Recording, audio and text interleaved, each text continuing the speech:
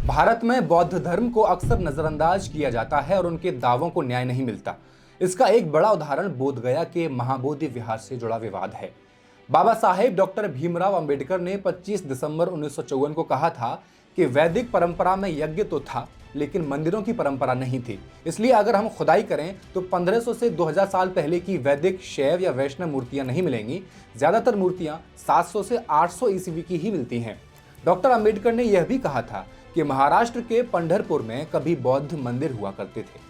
अयोध्या विवाद के दौरान भी बौद्धों ने कहा कि उनका पक्ष सुना जाए, क्योंकि अयोध्या का प्राचीन नाम साकेत था, जो बौद्ध इतिहास से जुड़ा हुआ है। खुदाई में बौद्ध अवशेष मिलने के बाद भी उनकी बात को अनसुना कर दिया गया। जब 1922 में गया में कांग्रेस का राष्ट्रीय अधिवेशन हुआ, इस दौरान बौद्ध भिक्षुओं के एक शिष्टमंडल ने महाबोधि मंदिर के बौद्धों के अधिकार का मुद्दा उठाया। तब महात्मा गांधी ने श्रीलंका के बौद्ध संत अनागरिक धर्मपाल से आपसी बातचीत में कहा था कि देश की आजादी पहली प्राथमिकता है। आजादी के बाद महाबोधि मंदिर को बौद्धों को सौंप दिया जाएगा। आजादी भी मिली, लेकिन महाबोधि पर पंडितों का कब्जा बना रहा। कुछ दिनों में महात्मा गांधी की हत्या कर दी गई और बौद्धों की मांग को हवा में उड़ा दिया गया। सरकार 1949 में बोध गया टेम्पल एक्ट यानी बीटी एक्ट लेकर आई और कानूनी रूप से महाबोधि मंदिर पर बौद्धों का अधिकार खत्म कर दिया गया। इसी बीटी एक्ट को हटाने के लिए 12 फरवरी से बौद्ध भिक्षु बिहार के बोध गया में अनशन कर रहे हैं। इनके हाथों में तख्तियां हैं जिनमें लिखा है बोध गया टेम्पल एक्ट 1949 खत्म हो, बीटीएमसी के सभी मेंबर बौद्ध हों। इनका कहना है कि बात सिर्फ मंदिर की नहीं है, सवाल हमारी पहचान का है। क्या है महाबोधि का पूरा इतिहास? जिन 5 मुद्राओं में बुद्ध की यहाँ प्रतिमा है, वो वाकई में बुद्ध की हैं या पंडितों का दावा वे 5 पांडव हैं सही है? बौद्ध भिक्षुओं का आरोप यह भी है कि जहां दीपक रखने की जगह है, उसको छेनी से खोद खोद कर शिवलिंग का आकार दिया जा रहा है। तो सवाल है, क्या वाकई महाबोधि महाविहार का ब्राह्मणीकरण किया जा रहा है? फैक्ट्स एंड फिगर्स के इस एपिसोड में I will explain.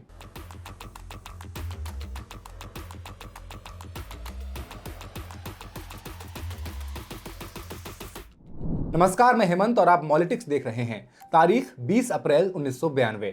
Akhil Bharatiya भिक्षु महासंघ के 22वें अधिवेशन में 300 बौद्ध भिक्षु एक बड़ा प्रस्ताव पारित करते हुए कहते हैं, जिस तरह मक्का मुसलमानों के, काशी मथुरा हिंदुओं के और यरूशलेम यहूदियों के पास है, उसी तरह महाबोधि विहार भी बौद्धों को सौंपा जाना चाहिए। इस महासंघ ने मंदिर की मौजूदा मैनेजमेंट कमेटी को अनडेमोक्रेटिक बताया और इसे भंग करने की मांग की और अपनी बात तत्कालीन प्रधानमंत्री पीवी नरसिम्हा राव तक पहुंचा दी।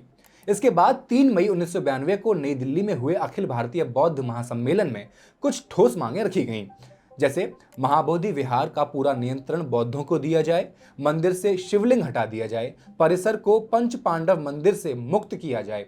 इस विवाद का मूल संदेश यही था कि बौद्ध धर्म का हिंदू धर्म से कोई संबंध नहीं है। 15 मई को बुद्ध पूर्णिमा के मौके पर जब देश विदेश से आए बौद्ध महाबोधि विहार में एकत्र हुए, तो श्रीलंका के तत्कालीन उच्चायुक्त लेनिन कनरत्ने की मौजूदगी में विवाद और झड़प हो गई। महाराष्ट्र भिक्षु संघ और all India depressed peoples minorities के 1000 सदस्यों ने प्रदर्शन किया और धरना दिया। बौद्धों ने कई चीजों का विरोध किया, जैसे हिंदू पुजारियों द्वारा मंदिर परिसर में कर्मकांड करने का, बुद्ध की मूर्ति को वस्त्र पहनाने का, बुद्ध के प्रिय 5 शिष्यों की मूर्तियों को पंच पांडव बना देने का और महामाया की प्रतिमा को द्रौपदी बताने का। धरने के बाद बौद्धों ने गया के जिलाधिकारी के माध्यम से बिहार सरकार को ज्ञापन दिया और 1949 के कानून में बदलाव की मांग की, ताकि मंदिर का नियंत्रण हिंदुओं से लेकर बौद्धों को दिया जा सके। इस पूरी घटना ने महाबोधि विहार के इतिहास और वर्तमान से जुड़ी कई परतों को खोलकर रख दिया। महाबोधि विहार का इतिहास हजारों साल पुराना है। बोध गया में करीब 2500 साल पहले भगवान बुद्ध ने एक पीपल के पेड़ के नीचे ज्ञान प्राप्त किया था। इसी स्थान पर महाबोधि मंदिर बनाया गया, जो बौद्ध धर्म के सबसे पुराने और पवित्र स्थलों में से एक है। सम्राट अशोक ने 3री शताब्दी ईसा पूर्व में पहली बार इस स्थान को एक मंदिर के रूप में विकसित किया। हालांकि इतिहासकार मानते हैं कि इसका निर्माण 2री शताब्दी ईसा पूर्व में हुआ था और बुद्ध की मूर्ति 3री शताब्दी में स्थापित की गई थी। छठी शताब्दी के चीनी यात्री ह्वेनसांग ने अपनी किताब में इस विहार का विस्तार से वर्णन किया है। लेकिन इतिहास में एक समय ऐसा भी आया जब इस स्थान को बौद्धों से छीनने की कोशिश की गई। बंगाल के राजा शशांक, जो 602 से 605 ईस्वी के बीच शासन कर रहे थे, उन्होंने मगध में बौद्ध धर्म को नष्ट करने की कोशिश की। उन्होंने बोधि वृक्ष को काट दिया और कई बौद्ध विहारों को ध्वस्त कर दिया। यही नहीं, बुद्ध की खड़ी प्रतिमा को हटाकर वहां शिवलिंग स्थापित कर दिया गया। आज जो बोधि वृक्ष वहां मौजूद है, वह श्रीलंका के अनुराधापुर से लाए गए तने से विकसित हुआ है। बताया जाता है कि यह वही शाखा है जिसे संघमित्रा श्रीलंका लेकर गई थी। संघमित्रा सम्राट अशोक की पुत्री थी, जिसे अशोक ने अपने पुत्र महेंद्र के साथ श्रीलंका में बौद्ध धर्म के प्रचार के लिए भेजा था। यह दुनिया के सबसे प्राचीन वृक्षों में से एक माना जाता है। महाबोधि विहार के परिसर में पंच पांडव मंदिर को लेकर भी विवाद है। वहां मौजूद 5 पुरुष मूर्तियों को हिंदू मान्यता में पांडवों का रूप दिया गया, जबकि बौद्धों का कहना है कि ये बुद्ध की 5 मुद्राएं हैं। वहीं छठी मूर्ति बुद्ध की मां महामाया की है। आचार्य विनोबा भावे और जयप्रकाश नारायण जैसे सामाजिक नेताओं ने भी इस दावे को नकार दिया था कि ये मूर्तियां पांडव और द्रौपदी की हैं। बौद्धों का मानना है कि यह उनकी ऐतिहासिक और धार्मिक धरोहर है, लेकिन धीरे धीरे इसे हिंदू पहचान में बदल दिया गया। यह विवाद आज भी जारी है। कहा जाता है कि 1590 में महंत गोसाई घमंडी गिरी ने बोध गया में अपना मठ स्थापित किया और आसपास के बड़े इलाके पर कब्जा कर लिया। इसके बाद धीरे धीरे बोध गया का नियंत्रण महंतों के हाथ में चला गया। 1861 में भारतीय पुरातत्व सर्वेक्षण ASI के संस्थापक अलेक्जेंडर कनिंगम जब बोध गया पहुंचे तो उन्होंने देखा कि वहां के महंत और उनके अनुयायी बौद्ध धर्म के खिलाफ आक्रामक रवैया अपना रहे थे। 1876 में बर्मा, जो कि अब म्यांमार है, वहां के राजा ने बोध गया के महाबोधि विहार की मरम्मत और खुदाई के लिए अधिकारियों को भेजा, लेकिन महंतों का दबदबा तब भी बना रहा।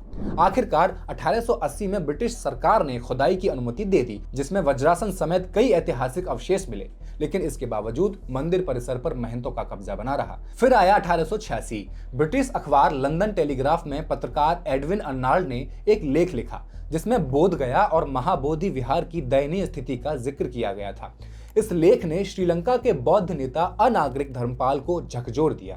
उन्होंने लिखा कि जिस बुद्ध ने दुनिया को ज्ञान और शांति का संदेश दिया, उनकी मूर्ति को यूं ही नष्ट होने के लिए छोड़ दिया गया है। 13 अक्टूबर 1891 को श्रीलंका में विश्व बौद्ध सम्मेलन आयोजित किया गया, जहां महाबोधि सोसाइटी का गठन हुआ। इस सोसाइटी को उपेक्षित बौद्ध स्थलों के संरक्षण और पुनरुद्धार की जिम्मेदारी दी गई। यहीं से बोध गया और महाबोधि मंदिर को बौद्धों के हाथों में वापस लेने का संघर्ष शुरू हुआ। 1891 में जब अनागरिक धर्मपाल 4 बौद्ध भिक्षुओं के साथ महाबोधि विहार का अधिकार लेने बोध गया पहुंचे तो महंत ने उनके दावे को खारिज कर दिया। इतना ही नहीं, महंत के समर्थकों ने 2 भिक्षुओं पर जानलेवा हमला भी करवाया। इस घटना के बाद धर्मपाल ने महाबोधि विहार को बौद्धों को वापस दिलाने के लिए आंदोलन शुरू कर दिया। 1893 में बौद्ध समिति ने मांग रखी कि महंत को मनाकर मंदिर का पुनर्निर्माण कराया जाए और उसे बौद्धों को सौंप दिया जाए, लेकिन महंत ने इस प्रस्ताव को ठुकरा दिया। 1894 में समिति ने सरकार से मंदिर के अधिग्रहण की मांग की, लेकिन ब्रिटिश सरकार ने भी इस पर कोई ठोस कदम नहीं उठाया। इसके बाद जब बौद्धों ने बुद्ध की मूर्ति को पुराने मंदिर में वापस ले जाने की कोशिश की तो महंत के अनुयायियों और बौद्धों के बीच विवाद बढ़ गया और मामला कोर्ट तक पहुंच गया।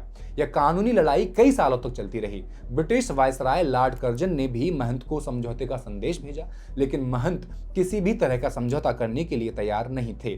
बाद में गांधी जी ने भी इस मुद्दे को सुलझाने की अपील की, लेकिन बात नहीं बनी। 1903 में उस समय की बंगाल सरकार ने, जब बिहार अलग राज्य नहीं था, 2 सदस्यीय वायसराय आयोग गठित किया। आयोग ने सुझाव दिया कि महाबोधि मंदिर का मैनेजमेंट कंबाइंड तरीके से किया जाए, लेकिन महंत ने इसे भी ठुकरा दिया। 1909 में सिक्किम के राजा ने ब्रिटिश सरकार से हस्तक्षेप करने की अपील की, लेकिन महंत ने इस पर भी विरोध जताया। 1914 से 1918 के बीच जब जापान ने विश्व युद्ध में अंग्रेजों का समर्थन किया तो युद्ध समाप्त होने के बाद जापान ने ब्रिटिश सरकार से अनुरोध किया कि बौद्धों को महाबोधि मंदिर में कुछ अधिकार दिए जाएं, लेकिन अंग्रेजों ने इस अनुरोध को भी ठुकरा दिया। 1922 और 23 में बर्मा, श्रीलंका, इंडोनेशिया, थाईलैंड और मलेशिया में बौद्धों के समर्थन में बड़े स्तर पर प्रदर्शन हुए। इस बीच 1912 में बिहार को बंगाल से अलग करके एक स्वतंत्र राज्य बना दिया गया, जिससे महाबोधि मंदिर का मामला बिहार सरकार के अधीन आ गया। इसके बाद भी बौद्धों का संघर्ष जारी रहा। इसके 10 साल बाद 1922 में गया में एक कांग्रेस अधिवेशन हुआ। उसके दौरान ब्रिटिश सरकार ने कांग्रेस से महाबोधि मंदिर विवाद के समाधान का आग्रह किया। इसका कारण यह था कि बौद्ध राष्ट्रों जैसे श्रीलंका, बर्मा, जापान और थाईलैंड से इस मामले को लेकर लगातार दबाव बढ़ रहा था। कांग्रेस ने इस मामले को हल करने के लिए डॉक्टर राजेंद्र प्रसाद को जिम्मेदारी सौंपी। उन्होंने ब्रज किशोर नारायण और प्रसिद्ध इतिहासकार डॉक्टर काशी प्रसाद जायसवाल की अध्यक्षता में एक उप समिति गठित कर दी। इस समिति ने 1903 में गठित वायसरेगल कमीशन की सिफारिशों को मान्यता देने की अनुशंसा की, जिसमें मंदिर का कंबाइंड मैनेजमेंट का प्रस्ताव था, लेकिन महंत ने इसे भी एक सिरे से खारिज कर दिया। 1930 में अनागरिक धर्मपाल का निधन हो गया और 1947 में ब्रिटेन ने भारत को सत्ता हस्तांतरित कर दी। इसके बाद बौद्ध राष्ट्रों ने भारत के पहले प्रधानमंत्री जवाहरलाल नेहरू के समक्ष महाबोधि मंदिर विवाद को फिर से उठाया। नेहरू ने इस मामले में डॉक्टर राजेंद्र प्रसाद को सक्रिय भूमिका निभाने को कहा।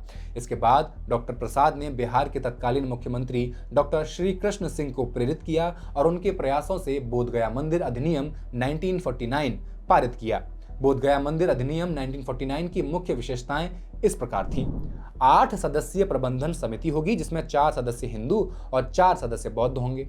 गया के जिलाधिकारी यानी कि डीएम पदेन अध्यक्ष होंगे। यदि जिलाधिकारी हिंदू नहीं है तो एसडीएम समिति के अध्यक्ष होंगे और मंदिर प्रबंधन समिति को मंदिर की भूमि और संपत्तियों का नियंत्रण सौंप दिया जाएगा। हालांकि इस अधिनियम के पारित होने के बावजूद महंत ने मंदिर को समिति को हस्तांतरित करने से इनकार कर दिया।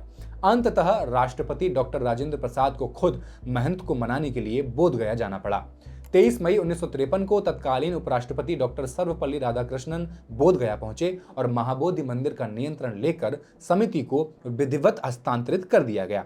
1949 के बोधगया मंदिर अधिनियम के तहत प्रबंध समिति का अध्यक्ष गया का जिलाधिकारी होता है, लेकिन अधिनियम में यह प्रावधान था कि यदि जिलाधिकारी ईसाई या मुसलमान हो तो वो पदेन अध्यक्ष नहीं बन सकते।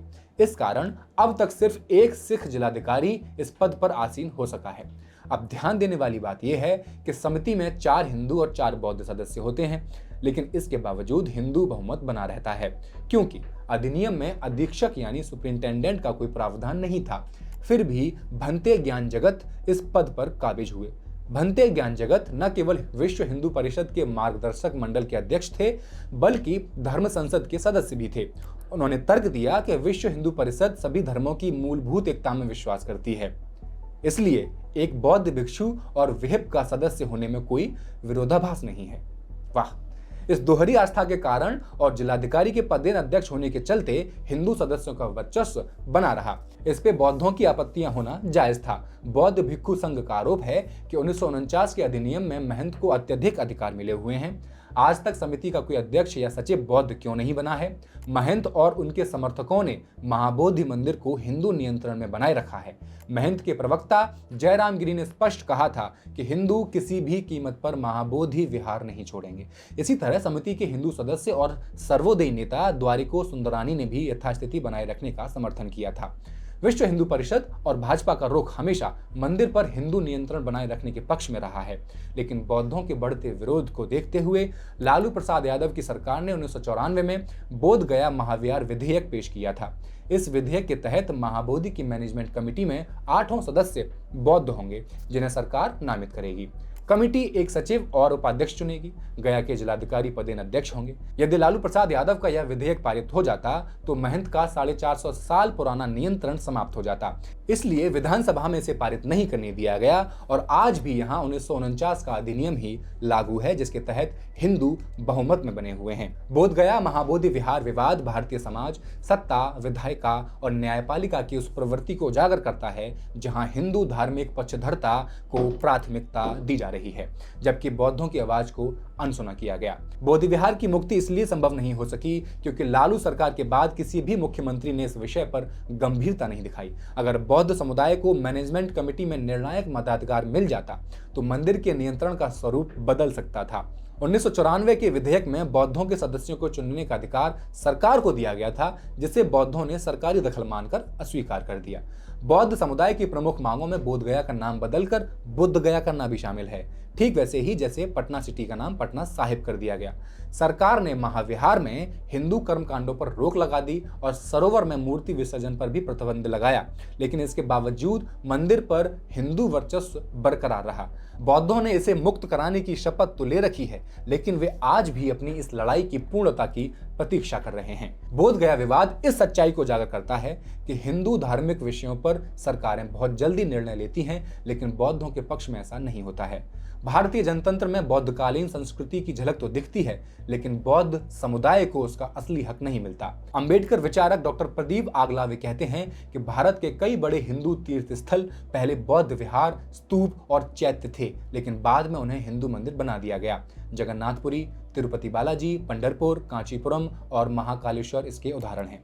प्रबोधनकार केशव ठाकरे की किताब देवल का धर्म और धर्मों के देवल भी यही बताती है। बोध गया का विवाद सिर्फ एक मंदिर का मामला नहीं है, बल्कि ये बताता है कि भारत में सत्ता और धर्म के बीच गहरे मतभेद हैं।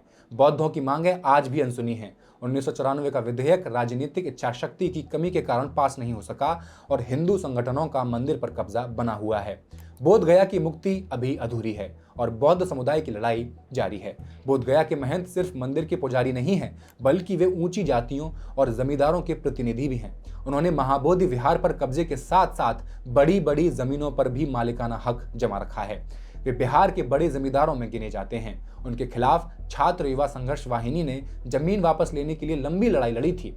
सिर्फ बोध गया ही नहीं, बिहार के कई कबीरपंथी मठों पर भी दबंग जातियों का कब्जा है, जबकि ये मठ कभी संत कबीर की निर्गुण परंपरा के केंद्र थे। सरकार न तो इन्हें कभी मुक्त करा पाई, न ही भूमि सुधार कानून सही से लागू कर पाई। असल में बोध गया और बाकी मंदिर, मठ और धार्मिक संस्थान सिर्फ पूजा के स्थान नहीं, बल्कि ताकत और संपत्ति के बड़े केंद्र हैं, जिन पर महंतों और पुजारियों का कब्जा है। प्रधानमंत्री भले ही लुम्बिनी और कुशीनगर जाकर बौद्ध धर्म की बात करें, अपने शहर वडनगर के बौद्ध इतिहास की कहानियां सुनाएं, लेकिन बोध गया का महाबोधि विहार अब भी आजाद नहीं हो सका है। ये दिखाता है कि भारत में बौद्ध धर्म के इतिहास के साथ अब भी अन्याय हो रहा है और एक बार फिर बौद्ध भिक्षु पटना से 118 किलोमीटर दूर बोध गया में एक अनशन पर बैठे हुए हैं। धूल भरी हवा, बिखरे हुए प्ले कार्ड्स और कुछ सूखे खाद्य पदार्थों के साथ बैठे ये भिक्षु अपने आंदोलन को जारी रखे हुए हैं। उनके पास पर्याप्त सुविधाएं भी नहीं हैं। प्रशासन की तरफ से उपलब्ध कराए गए आंदोलन स्थल से नाराज ऑल इंडिया बुद्धिस्ट फोरम के जनरल सेक्रेटरी आकाश लामा कहते हैं, हम महाबोधि मंदिर को ब्राह्मणों और गैर बौद्ध वर्ग के नियंत्रण से मुक्त कराना चाहते हैं। बोध गया टेम्पल वेबसाइट के मुताबिक अभी बीटीएमसी में कुल 7 मेंबर हैं, जिसमें 4 बौद्ध और 3 हिंदू हैं। बिहार के औरंगाबाद से आए श्रवण आनंद पिछले 15 दिनों से आंदोलन में शामिल हैं। उन्होंने वजह बताई कि कमेटी में सिर्फ बौद्ध को रखने की मांग क्यों है। उन्होंने कहा, बुद्ध पूरी दुनिया को शांति का संदेश दिए हैं, लेकिन यहाँ पंडित लोग रात दिन ढोल मजीरा बजाकर हल्ला करते रहते हैं। यह जगह बौद्धों भिक्षुओं के लिए एक साधना करने लायक जगह नहीं रह गई है। सरकार को बोध गया टेम्पल एक्ट जैसे काले कानून को रद्द करके इसका प्रबंधन बौद्धों को सौंप देना चाहिए। आकाश लामा ने तो महाबोधि मंदिर का ब्राह्मणीकरण करने का आरोप तक लगाया है। उन्होंने कहा, महाबोधि महाविहार का ब्राह्मणीकरण किया जा रहा है।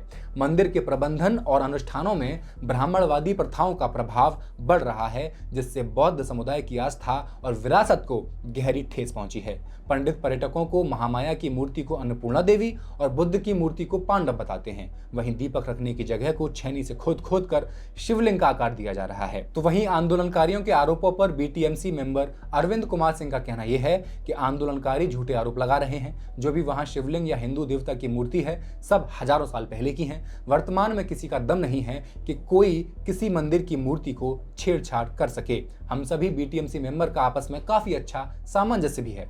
बहरहाल इस साल बिहार में चुनाव होने वाले हैं और बौद्ध समुदाय ने साफ कर दिया है कि अगर उनकी मांगों को नहीं सुना गया तो वे नीतीश कुमार सरकार के खिलाफ मतदान करेंगे। सवाल यह है कि आखिर इस विश्व धरोहर पर मुक्ति का सूरज कब चमकेगा? कमेंट सेक्शन में लिखकर जरूर बताएं और मॉलिटिक्स को सब्सक्राइब कर दें। शुक्रिया।